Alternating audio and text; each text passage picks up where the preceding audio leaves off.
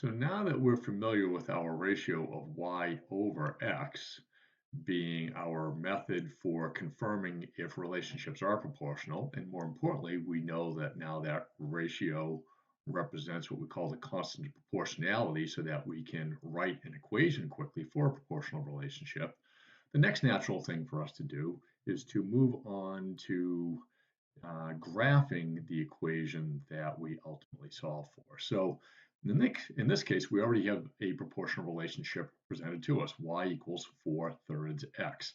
So we know this value right here, that's our k value, otherwise known as our constant of proportionality.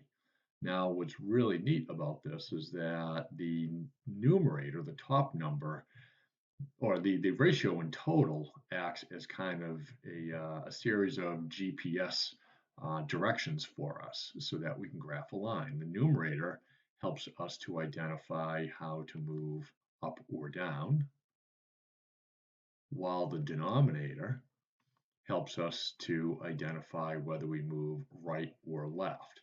So it's pretty intuitive, but if you have a positive number, in your numerator, then you're going to be moving up, versus if you have a negative number and you're moving in your denominator, you're going to be moving down.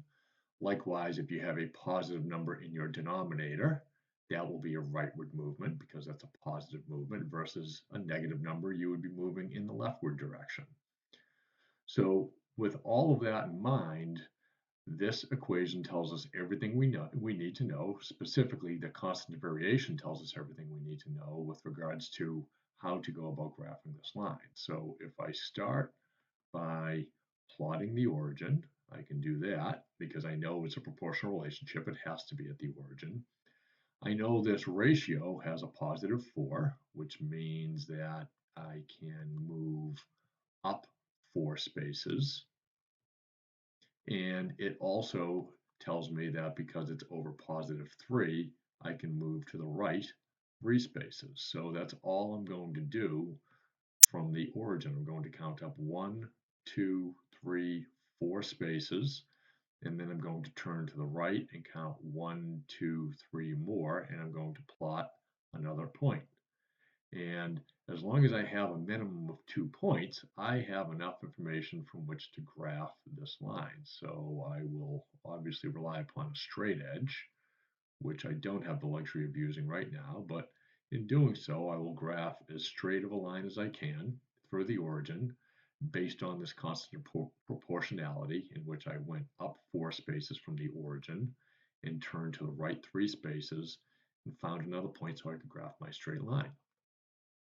So we'll do that all over again for at least one more of these problems. And this problem's a little peculiar because it has a negative fraction. So what we need to realize is that our k value here, our k value of negative 2/5, either means negative 2 over positive 5, or it could just as easily mean that it's positive 2 over negative 5.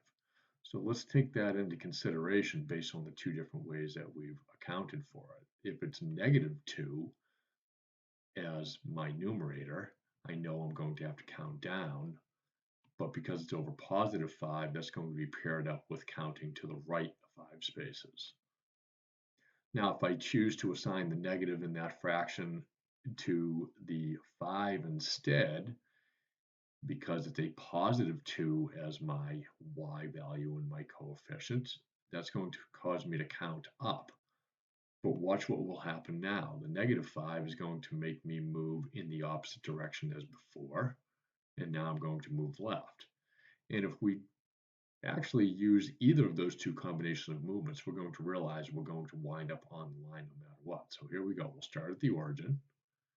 And let's start with this first combination of movements. It says count down 2, if it's a negative 2, and to the right 5. That's going to put us right there. So I went down 2, 1, 2. I went to the right 5 for positive 5, and I'm at that point that I just marked there. But if I use this other combination of movements, starting from the origin again, because the positive 2 now, I'm going to count up to 1, 2. But watch what's going to happen this time.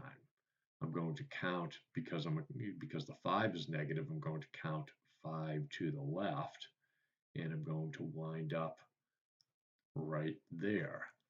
And if you were to set a ruler up on those points, you would discover those points form a nice straight path. And as a result, it doesn't matter which way we move on the line, whether I go up 2, whoops, let's try that again, whether I go up 2 and to the left 5, or whether I go down 2, followed by to the right 5. I'm just going to be picking up one end of the line or the other. And I could have done that back on this other line as well. So that's important for us to understand. So when we get to constants of proportionality that are integers, we just have to remember that that is really a number that's written over 1. So k equals -4 is really like k equals -4 over 1.